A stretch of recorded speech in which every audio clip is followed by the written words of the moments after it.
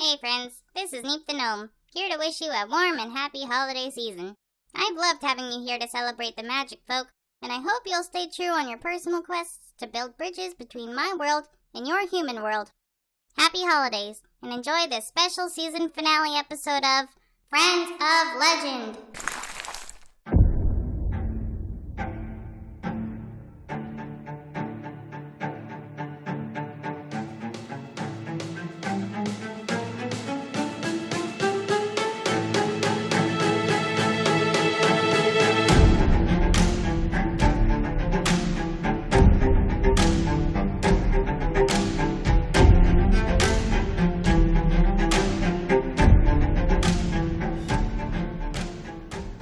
Welcome to Friends of Legend, and thank you, Neep, for that very sweet introduction. Oh, shucks. This is a very special episode, not only because it's our last episode before Christmas, and of Season 1. Bye, Season 1. Bye, Season 1. We love you. But because I've been looking forward to talking about this subject since we started making this podcast way back in May. Do you know what we're talking about today, Vince? Yes, we've discussed it a little bit, but I'm excited to hear more. To preface this, in Iceland, the people celebrate Yule, or Yuletide. And actually, fun fact, the word jolly actually comes from the Old Norse word Jol, meaning Yule. Did you know that? No, you'll never believe it. Bwamp!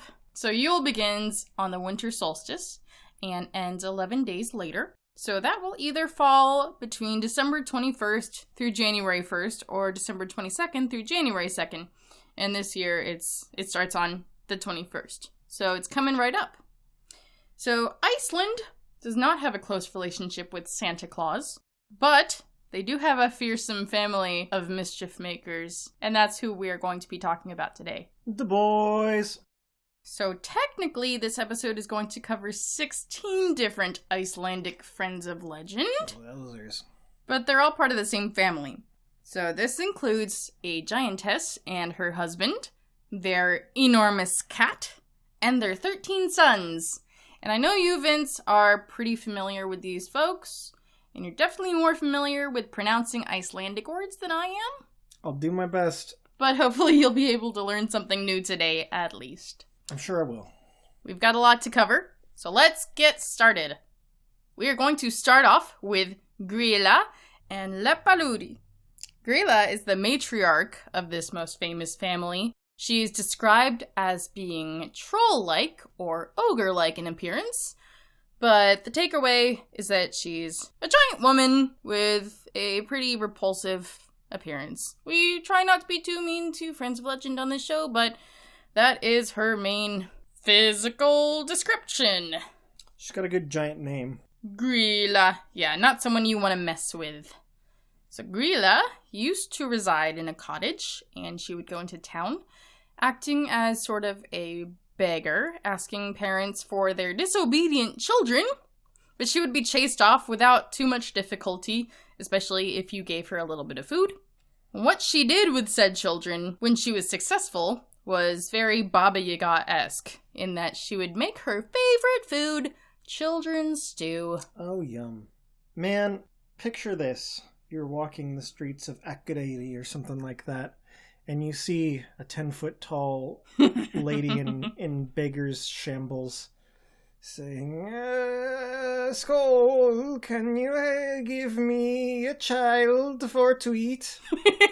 I don't know how subtle she was trying to be about it at the time, but come on, lady, you would really have to find a parent that is just in a pretty desperate state with their kids in order to pull that off. Woof. Grila was eventually run out of town, I wonder why, and she took up residence in a faraway cave up the mountains, and she lives there to this day with her especially lazy third husband. We don't know a lot about the first two. Oh, they ended up in the stew for sure. Oh, yeah, probably. And his name is Leppalúði, and who also happens to be a giant, who will indulge in a feast of naughty children with his wife, but is too lazy to do any of the hunting himself. Oh, he's like a lion. His name even sounds lion-like. That's a great observation, yeah. So, Grila can sense misbehaving children year-round, But during the Yule season, she will come down from the mountains to fill a giant sack with naughty kids. Kind of like Krampus does. Goose vom Krampus. I need to wear that t-shirt that has that. Yeah, It's tis really the season. cute. Oh, yeah.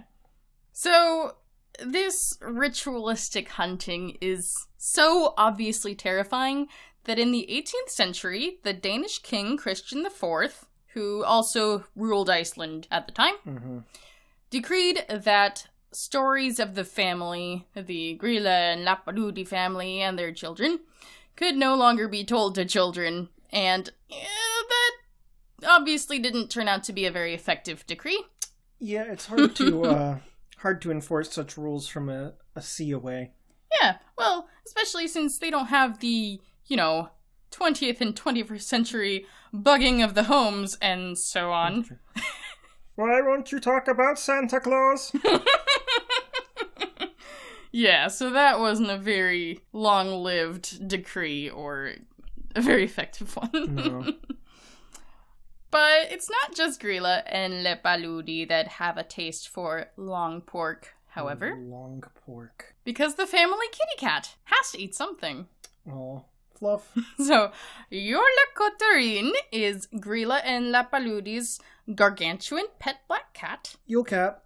also known as Yule Cat, and he will come down from the family mountain on Christmas Eve, probably making his way down alongside his mama on some twisted little Christmas stroll. Oh, Twisted Little Christmas Stroll was my Christmas album. Aw, precious. And the Yule Cat will stalk the town for his prey. But unlike his mom, he is not on the lookout for misbehaving kids, but rather for people who did not receive new clothes to wear before Christmas Eve.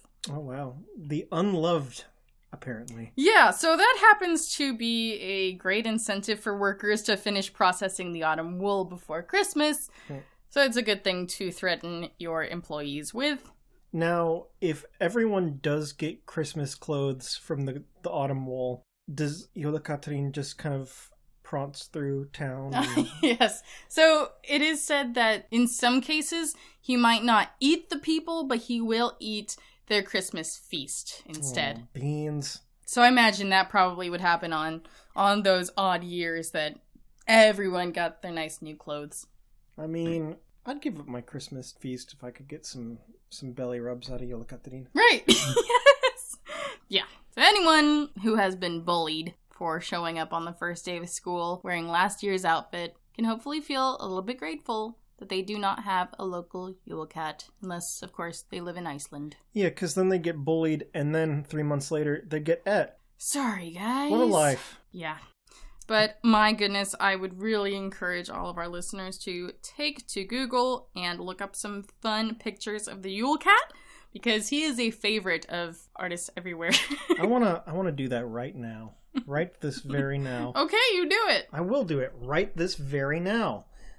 And I was also going to say, as I open up Google, that Jólakötturinn would surely be a good friend to Mr. Scrooge. I'm sure he would like the idea of a giant cat decreasing the surplus population. I like that. Oh, man. Y'all, there is a picture of a giant cat with a little Christmas candle on its head. That's my favorite one, and he's mashing... He gromp. He's smashing a person into the ground. Yeah, he got a little bell like Birdie, though. That's something. Oh, God, yeah.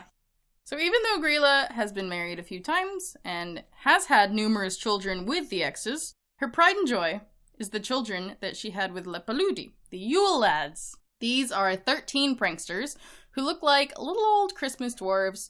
They wear either kind of medieval Icelandic garb, or they are sometimes drawn in little Santa outfits. And they are each known for his own unique method of harassing or stealing from the townsfolk when they come down from the mountain cave. Oh yes, they've got epithets. Mm-hmm. So the Yule Lads will trickle into the nearby town one day at a time, starting December 12th. And each one will stay in town for 13 days before going back home. And they are going to be listed by the day that they come into town.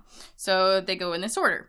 And Vince, I am going to enlist your help to read off the Icelandic pronunciation after I read their English name. You'll have to forgive me because I learned that I had been pronouncing them wrong. Oh, okay. We don't have to do that part. I'll do my best. I'll do my holiday best. Thanks. That is very much in the Christmas spirit. Okay, so first off, we've got sheep coat clod. Stekkjarstaur. So good. So sheep coat clod tries to suckle ewes and otherwise harass the sheep in farmers' sheds, but he is impaired by his pig legs. Oh man, I bet Jólakötturinn ate his legs. Got his legs. Ah, beans. Yeah. One of the hazards of the home place. Claude. Next up, we've got Gulligak. What a name. Gulligak. Gulligak hides in gullies, hence the name. I mean, these are all pretty straightforward names. And he waits for the opportunity to sneak into a cow shed and steal milk. I'm gonna betray my ignorance here. I don't actually know what a gully is. My understanding is that a gully's like some kind of canyon? Huh. Okay, Google says a ravine formed by the action of water. Oh. Okay. With or without ferns? Hey. Third on the list, we've got Stubby. Sniffer. Stubby is a particularly short little Yule lad, and he steals crusted food from frying pans. You know, I got a little T-Rex in my car named Stubby. You do, little blue plastic toy. I bet he steals crusted food from frying pans too, on the third day of Yule. Is it a dinosaur or a dinosaur skeleton? It is a skeletal dinosaur. Ah, then yeah, he would need those crusted Yeah, he's all bone and bones. Fourth up is Spoon Licker. Furusleiker. Spoon Licker steals and licks wooden spoons, and is especially skinny because he is malnourished. Well, yeah, you're not really gonna get a lot of scrumps off. I mean... Not yet. It Really doesn't none of stop these, you. But, come on, everyone licks the spoon. Next on the list is Pot Scraper or Pot Licker. Potteskiffel. Pot Scraper steals unwashed pots and licks them clean. So they have similar habits, the brothers. That's all right. They've got their own designated piece of the kitchen. Licks them clean just seems like oxymoronic. Yeah, but Unless that's you've what got, kitties do. Well, kitties have more sanitary mouths than I have to assume Yule Lads do. giant old boys. Old giant boys. Yeah, and the funny thing about that is that they are the children of giants, but in all the artwork, they look like little dwarves. So I don't know what to believe. I guess we will just have to wait until we can go up to Iceland one Christmas time. It's true. Sixth up is Bowl Licker. Askaslicker.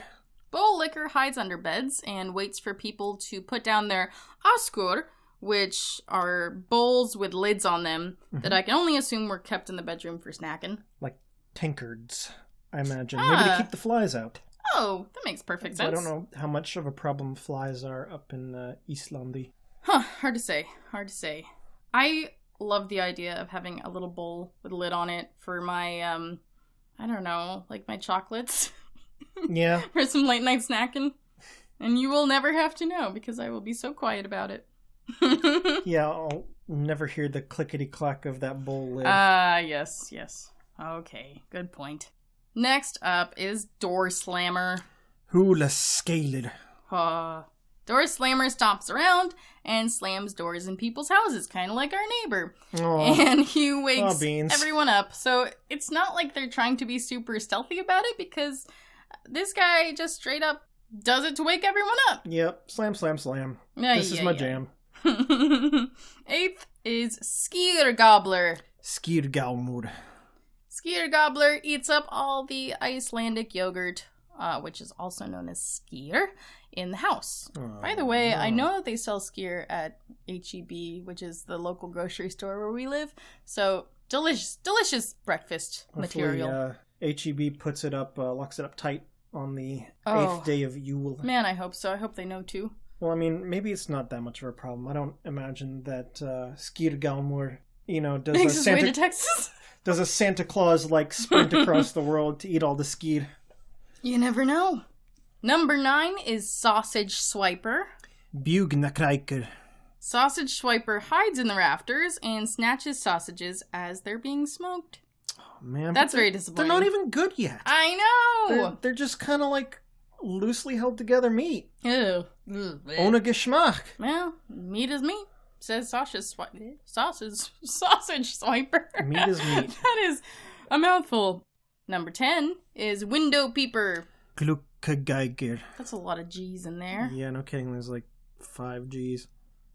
Oh, Iceland. More G's than... No, just about as many G's as Verizon. Never mind. As what? Verizon? Yeah, 5G.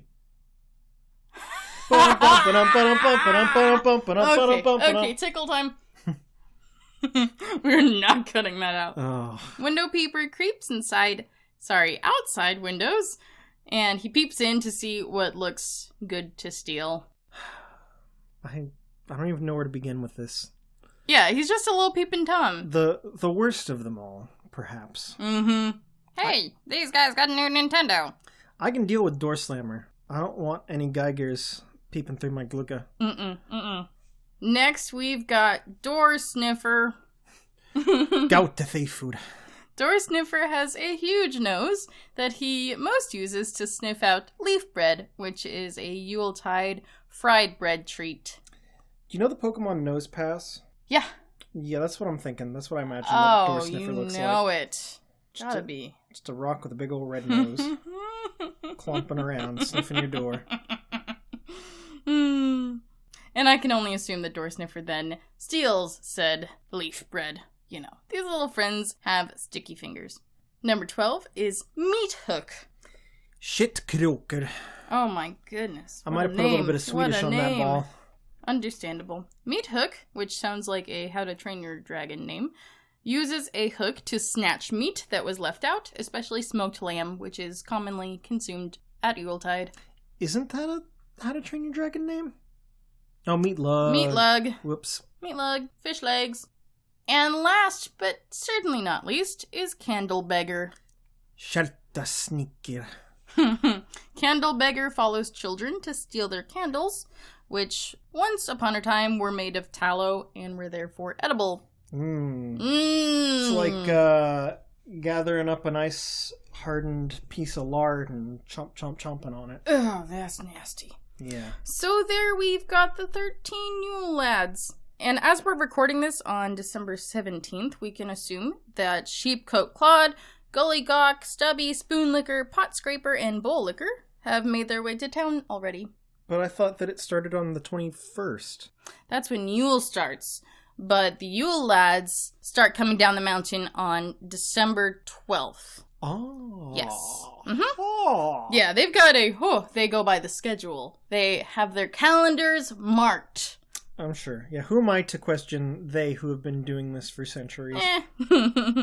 But also, when it comes to children, the Yule Lads, especially in more recent centuries, are much more benevolent than their parents are, and the house cat. Well, I'd say literally anyone would be more benevolent than someone who eats you. Yes. Literally anyone. I'd even go for Glugageigir over getting eaten. Yeah. But when they visit homes of well-behaved children, the Yule Lads will leave small gifts on the children's shoes, which the children then put on the windowsill for some reason to display, I guess. Ah, nothing like an aromatic surprise. Yes. But if the Yule Lads are visiting the home of a naughty kid, then they are known to leave a potato in the kid's shoe. So, very benign stuff here. I mean, yeah, I'd go for a potato.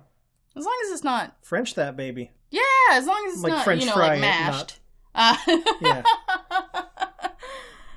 So, or like a rotten potato. I mean, naughty kids deserve potatoes in their shoes. What are you gonna do? What are you gonna do? I don't know. Like, maybe they put fingerling potatoes in their shoes so you can't see them and then squanch. That's hilarious. I love it. So, as far as representation goes, I've got just two main ones today. Grila and the Yule Lads are a main plot point in the Christmas episode of The Chilling Adventures of Sabrina on Netflix. Oh. And in that episode, the Yule Lads terrorize the household, and Grila attempts to claim a baby that is in the care of Sabrina's aunt. And I watched a scene from this episode, and Grila is a sultry thin, human-sized woman. Not a homely giant? No, nothing of the sort. And I guess they figured that the viewers would take better to that. And the Yule Lads seemed to be invisible from the scene that I watched. So I thought that was an interesting take. And in the Christmas Chronicles 2, which just came out, which is also on Netflix. Oh, your favorite series. Okay, that's not true.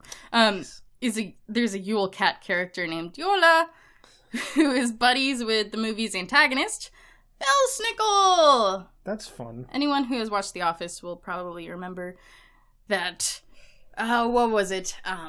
Impish or admirable, Belsnickel is here! When Dwight dresses up as the Germanic sort of Santa Claus figure. I'm not familiar with Belsnickel, but I'd have to assume with the name Nickel, it's devilish or goblin-esque. Yeah, that's what I'm taking from it. And next year we will probably have to do a Belsnickel episode. Sure. And I wanted to tell you, especially, because we're really into New Zealand actors these days, just watching the media that we watch. The Belsnickel character is played by New Zealand actor Julian Dennison, who played the kid in Deadpool 2. Oh! Russell. What do you know? That's fun. Yeah, I thought that was very interesting. All right. Yeah. Another fun modern representation for those of you who are local. I don't know if they're doing it this year, but Fourth Tab Brewing Company here in town makes the Yule Cat Winter Ale. Oh, I love that. Oh, and they also have the Gingerbread House Party. So I'm sure you're wondering, how do we become friends with this family of 16?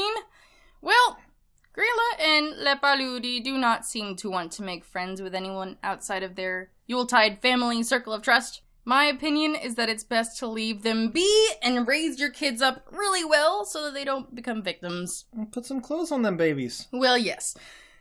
Jólakötturinn also does not seem to be looking for new friends right now. Aww. And even though what I'm sure is a good yards deep of black floofs that seem really enticing to pet, I would recommend just trying for a good, distant photograph, if anything. I'm gonna be honest, Jólakötturinn sounds like Big Harry, so I'm not giving up on the kitty yet. Oh, yeah. That's a good point. We do know how to interact with feisty babies. How to Train Your Kitten. Totally. Yeah. We could write a book. We should write a book. Also, please be sure to gift your loved ones their new clothes before Christmas Eve. Yep. Especially if you live in Iceland. Otherwise, they would still appreciate having some nice, warm, new clothes to wear. Our family gives each other socks on Christmas Eve. Yes, and my mom likes to give us, my sister and myself, a new pair of jammies, which I'm wearing right now. It also makes sure that if we're under some kind of weird house elf contract, it's broken. We can live our lives normally. That's right. So, I'm sure even just a nice pair of socks, mittens, or new hat would suffice. You don't have to go crazy with a big wool jacket. No. Just make sure to do the bare minimum. Even the lowly scarf. Yes. Anything to prevent your friends and family from getting it. A balaclava. Or face mask. A face mask. Hey, there's a thought. I love it. Thank you. And I'm sure that our Icelandic friends are well prepared each year for their seasonal house guests, the Yule Lads. And depending on your personal take on the Yule Lads, I suppose you could either remove temptation by keeping your kitchen area super clean, doing your dishes as you dirty them, like my mom always tried to get me to do. Oops. Or... What do you mean? Stop. Or you may embrace the little scamps and intentionally leave out your leftovers and dirty dishes, and don't make a habit of it, to help feed the lads. Just gotta double up on your skewer and your sausage. Sure! Oh, also, keep your sheep and cows from getting spooked by preparing like you would prepare for the milk hare, if you listen to that episode, by locking up your barns really well, and making it otherwise difficult for intruders to get in. I wonder if the Yule Lads ever have to compete for territory with what is it called again? The tealberry. The tealberry, yes. Like they come rolling up into a manger, ready to get that sheep milk, and then they see that fuzzy little two-headed worm. Oh man! They gotta learn to take turns. They gotta. Yeah. The Tealberry needs to know that they're on a tight schedule and they have the rest of the year. Tealberry's a spring baby, though, so I don't think that they cross. Ah, yeah, there you go. because it's like a Lent. Comes around in Lent, right? Man, your memory's better than mine on my own episode. Very good. Good for you, Vince. Well, it was very captivating material. Ah. So now it's time for the friend rating. Yay! If you've never listened to our show before, we're so happy to have you. Mm-hmm. Our friend rating is a 4-tiered system that helps you figure out how easy it is to become friends with our topic of the week.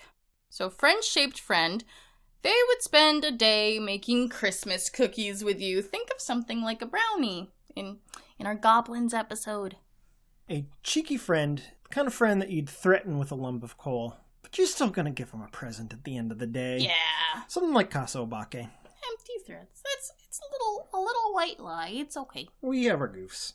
Next up is Spicy Friend. This is the kind of friend that would play a mall Santa to kidnap children so they can make cheap knockoff gifts for them to sell at a premium. Think of something like a Wampus Cat. There's your new Netflix Christmas movie. Oh. Why don't you email Netflix? Oh man, see, this reminds me. Shekels off of this. I like the show Happy. Oh, yeah. That's so sad. Aw. Ironically. And lastly, we have Not a Friend Yet. This is going to be the kind of friend that invites you on a sleigh ride and then takes you on a sleigh ride. Oh god. Something like Kappa. I know the House of Torment, the local haunted house, does their Christmas themes as well, and they would do the sleigh ride theme, I'm sure. They would. Oh man, that's freaky. So, I guess let's break this into smaller pieces. Let's start with Grila and Leppalúði. Alright, well, I mean, Leppalúði just seems like a Leppadoody. He just kind of goes with the flow. Yeah, I guess he's spicy friend, because at the end of the day, he is eating kids, but he's not like if you come up to him and you stand more than 20 feet away from him, he's not going to get up off of his couch. He's not even going to notice you. He's got his giant TV in the way. Mm-hmm. Yeah. Like, you throw him a handful of cloudberries, and he's going to sit there and pick them off of his tummy. So yeah, spicy friend. Okay, yeah, I would have to agree. And then Grila? Grila, wicked not a friend yet. Oh, big time. Yeah, and it's not even like Baba Yaga, where she will maybe help reform those who are worthy of her company. No, Grila's just... You done bad, you going in the sack. Mm-hmm. I don't know why she's got this voice, but she does. I'm listening to too much Adventure Zone. How about Jólakötturinn? I mean, look, I know that the answer should be not a friend yet. But we're cat people. Cat status bumps Jólakötturinn down to spicy friend. Up to spicy friend. Up to whichever direction you look at the spectrum in. Yeah, we are soups biased. Yule Cat, spicy friend approved. I will never give up on the Yule Cat. Mm-hmm. And lastly, I mean, I'm just gonna lump all the Yule Lads in together. What would you give them? Oh, I mean, they're quintessential cheeky friends. Of course they are! They're not causing too much harm.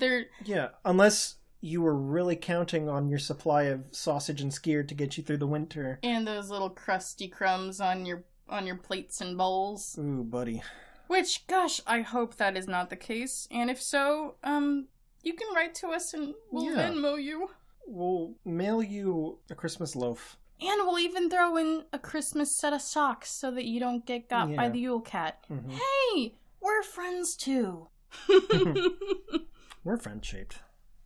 Thank you so much for listening to this episode. It was action-packed. Yeah, full of thrills, spills, and chills. And again, I highly encourage y'all to do an image search of all these friends, especially the Yule Cat. You will have your little heart warmed right up. Yule Lads are pretty fun to look at, too. They are. They're super silly. Claire's mom got us a coloring book with all of them. I meant to mention that. That was so sweet. Thank you so much, Mom. We love it. Oh, it's so precious. If you like what you heard today and want to hear more like this, then please subscribe to our show. We are on all the major podcast players, and you can even rate and review us, especially on iTunes. It helps so much. Or just tell a friend. At the end of the day, it's about telling a friend. It's telling about a friend about friends. You know it, and that'll never get old. Friends talking to friends about friends. Reaching out, telling friends, telling you? That's nothing. That's Neil Diamond, well, baby. Oh, man. Almost. I had that song in my head all day, and I was making versions with cats in the lyrics instead of Caroline. Oh, gosh. Sometimes. Hey, we've got a website. It's friendsoflegend.com. It sure is. There you can check out all of our episodes if you do not want to worry about where you are going to listen to us on a podcast directory. Well, guess what? It's all on friendsoflegend.com. There you can also see our FAQs. Vince is putting up some transcripts of the show, and there's a contact form on there if you would like to reach out to us. And you know what else? We're on social media. You can find us on Facebook, Twitter. All our episodes are on YouTube, including a filmed episode about basilisks and cockatrices. But yeah, we got social media. Come visit our media. Be social. Join our community. And if you have questions about any of the Friends of Legend that we've gone over, or you just want to say hey, then you can always email us at friendsoflegend@gmail.com. Thanks again for listening, and remember, when it comes to Friends of Legend, charm them. Do not harm them.